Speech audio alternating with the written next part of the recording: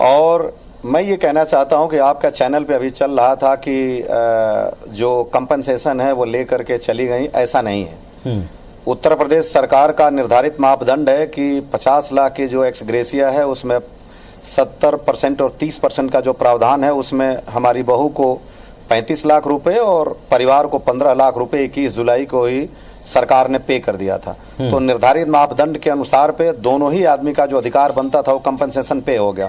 उसके बाद जो आर्मी ग्रुप इंश्योरेंस फंड का पैसा था एजीआई का, वो भी विल के अकॉर्डिंगली जो कि 67-33% हुआ था, वो 67-33 के बाद भी 50-50 डिस्ट्रीब्यूट हुआ, क्योंकि वो एक साल पहले अगर शादी होती है और बहू घर छोड़ के जाती हैं तो एज पर हिंदू उत्तराधिकार अधिनियम के अकॉर्डिंगली जो टीयर 1 में आते हैं उनके हिसाब से बंटता है, तो वो आधा आधा बटा था। उसके बाद जो निर्धारित मापदंड हैं उसके हिसाब से जो विल है और जो सरकार के अपने नियम है उसके हिसाब से कौन किसको कितना मिलेगा उस हिसाब से गया, और उस हिसाब से जो अंडर प्रोसेस होगा तो जाएगा। लेकिन ये कहना कि ये वो ले करके चली गई, ये नितांत गलत है और मैं इसका खंडन करता हूं। और ये बात किसी पैसे के लिए नहीं, ये केवल इस अमर्यादित, अव्यवहारिक और असामाजिक जो व्यवहारिकता का प्रदर्शन हुआ उसके लिए सरेबज में ये दिल की बात जो उद्गार थे हृदय के आए, वरना ये सरेबज मानने की जरूरत नहीं थी। चलिए, आपकी इस बात को हम पूरे सम्मान के साथ में सर अपने सारे दर्शकों तक लाइव ही पहुंचा रहे हैं। जो कुछ भी आपने कहा है, आपकी बातों से ये बात स्पष्ट हो गई है कि ये बात पैसों की नहीं है, ये बात जो आर्थिक सहायता मिली है मरणोपरांत उसकी नहीं है, लेकिन बात है व्यवहार की। तो आप अपनी शिकायत क्या है, माता पिता की क्या शिकायत है और किससे शिकायत है, खुलकर कहिए।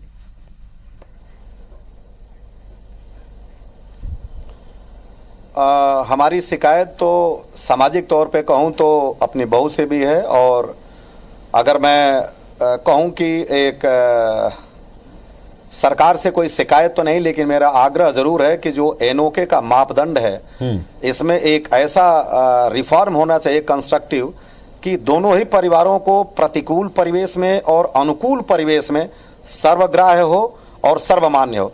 मेरे टच में कुछ ऐसे भी परिवार लखनऊ में हैं जिनके बिहार के हैं, पिता आज रिक्शा चलाते हैं और पत्नी कार से घूम रही हैं। हमारे यहाँ उस एनिवर्सरी सेरेमनी में भी एक परिवार आया था जो हमसे ज़्यादा दुखी है। कैप्टन मेजर मोहित शर्मा की माँ जो गाजियाबाद में रहती हैं वो भी यही झेल रही हैं।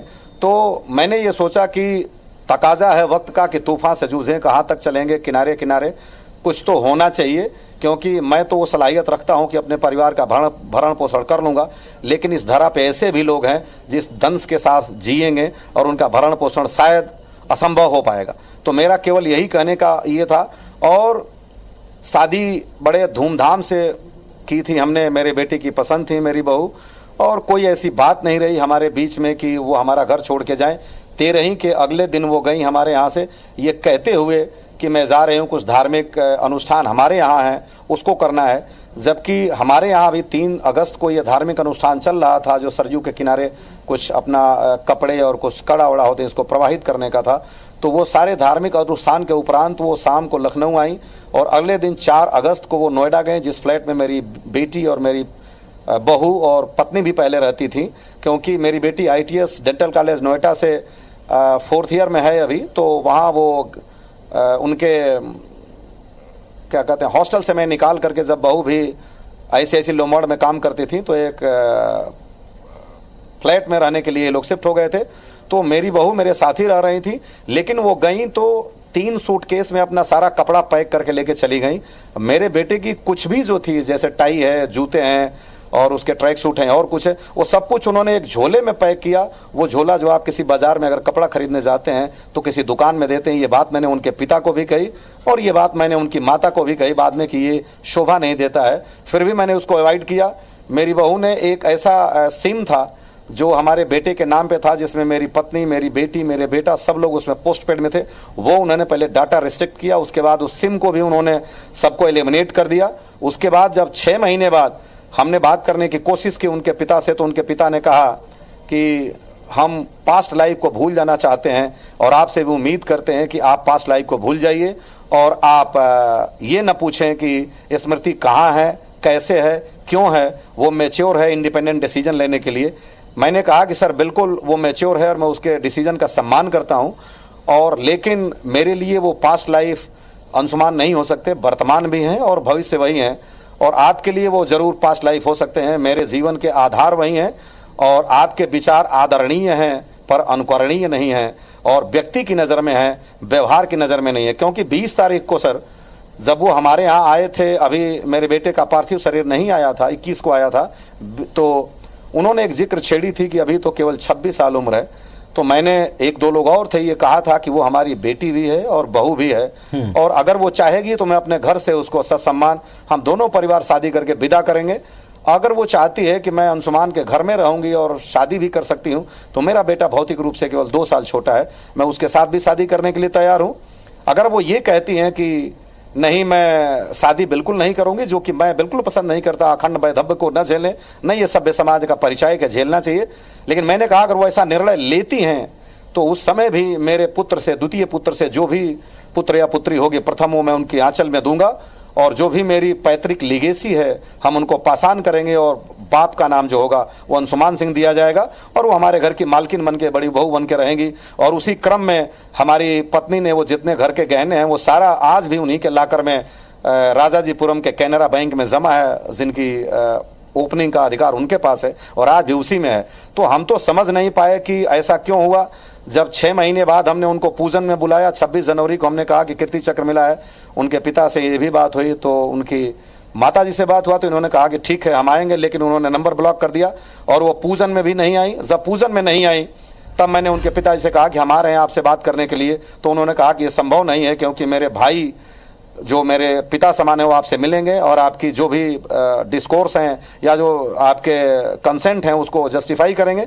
मैंने कहा कोई कोर्स जस्टिफाई करने का या कोई बात तो है ही नहीं, हम बात करना चाहते हैं, क्योंकि आप बात न करके किस समस्या का समाधान आप कर रहे हैं। तो इसी क्रम में उन्होंने जब बातचीत बंद किया तब मैंने पंजाब सरकार के एक सेक्रेटरी से कांटेक्ट किया, और उनके एजुकेशन सेक्रेटरी से जब बात किया तो गवर्नमेंट सीनियर सेकेंडरी स्कूल में स्कूल प्रिंसिपल ने, तब मेरी जाकर के 6 तारीख को बात हुई, और मैंने उनसे ये गुजारिश की कि बातचीत बंद करके किस समस्या का समाधान हुआ, हम एक ट्रांसपेरेंट फोरम में बैठ करके टेबल टॉक करके समस्या का समाधान करें। हमारे बीच तो ऐसी कोई बात हुई ही नहीं है। जी रवि सिंह साहब, जो कुछ भी आप अपनी बातें कह रहे हैं, एक्चुअली आज अगर कीर्ति जी भी यहाँ, स्मृति जी भी यहाँ अगर होती तो स्मृति जी जो उनकी पत्नी हैं उनसे अगर हम बात करते तो उनका पक्ष भी हम जान पाते। उनका पक्ष कहीं भी हमको बहुत ही क्लियरली नहीं मिला। आपने क्लियरली बताया कि ये पैसे का मामला नहीं, भावनाओं का मामला है, और एक तरीके से पूरा परिवार इस बात से आहत हुआ जो बर्ताव उनका है। लेकिन ये उनका निर्णय, ये उनकी जिंदगी हो सकती है, उस पर कोई टिप्पणी हम यहां करना नहीं चाहेंगे। एक सबसे महत्वपूर्ण बात, जो एक प्रश्न उठा आपके प्रकरण से पहले, कारगिल के भी कुछ प्रकरण हुए जिसमें माता पिता को सम्मान भी नहीं मिला, साथ में वो जो हकदार थे जिन पैसों के, जिसके ऊपर पूरा परिवार का अधिकार होता, उसमें भी उन्होंने ना पाने की शिकायतें की हैं। अभी हरियाणा का भी एक प्रकरण इसी तरीके का 2023 का सामने आया था, वो भी हम यहाँ लगातार ग्राफिक्स में दिखा रहे हैं। कीर्ति चक्र अभी कहाँ है? ये हमने सुना है कि आप उसको देख नहीं पाए, आप उसे छू नहीं पाए, सिर्फ माताजी के हाथ में देकर सीधे बहू के हाथ में चला गया। इसको लेकर आपकी क्या शिकायत है?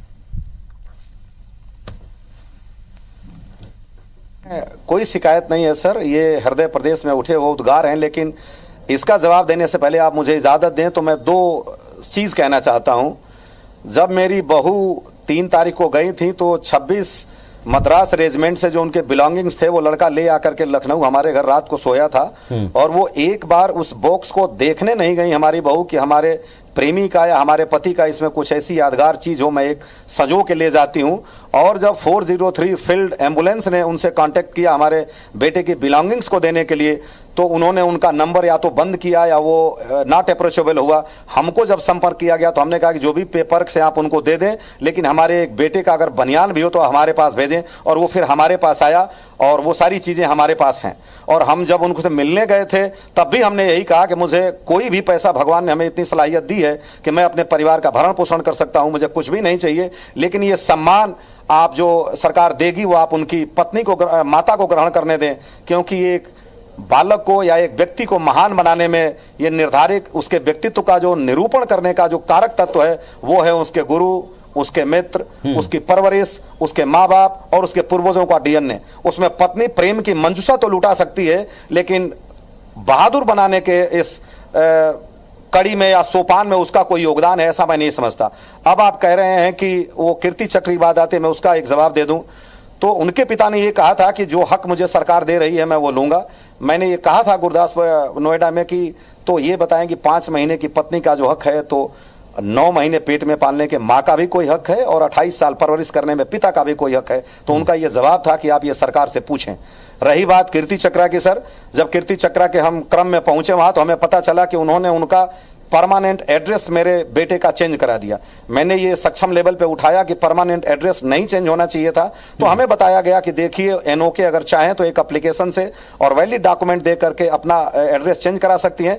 मैंने ये क्वेश्चन उठाया कि आप मेरे बेटे का एड्रेस न बदलें, उनकी एनओके का जो रेजिडेंशियल एड्रेस है या कम्युनिकेशन का एड्रेस है वो बदल दें, लेकिन मेरे बेटे की जो पहचान है, जो मेरे जिले से जुड़ी है, जो वहां की जनता ने रोडों पे नाम लिख करके फूल अर्पित किए थे, वो आप हमसे मत छीनिए। तो उसका कोई हमको जवाब नहीं मिला सर। उसके बाद ठीक है, जब हम राष्ट्रपति भवन में आए थे तो रिहर्सल में जा रही थी मेरी पत्नी, तो उस रिहर्सल के दौरान इन्होंने उस पेपर को पकड़ा जो कि एक प्रतीक के रूप में दिया जाता है, तो शायद इनके हाथ में रहा और बहू ने छोड़ दिया था। तो उस बीच में 26 पंजाब रेजिमेंट के सीओ साहब हमारे पास आए अशोका होटल में और उन्होंने ये कहा कि कहिएगा मैडम को कि वो केवल टच करके छोड़ दें, उसको हाथ में न पकड़ें। मैंने अपनी पत्नी से मैंने उनको कहा कि पूरा डेकोरम मेंटेन किया जाएगा और अगर आप कहते हैं तो हम दोनों पति पत्नी हम उस राष्ट्रपति भवन में भी नहीं जाने के लिए तैयार हैं। चक्रा को जहां भी है सम्मान के साथ मेरे बेटे के साथ आप दें। तो उनको दिया गया। जब वो पकड़, आपने देखा होगा राष्ट्रपति जी के यहाँ वो बाइट चलते हुए, मेरी पत्नी वहां हाथ बढ़ाने में भी संकोच कर रही थी।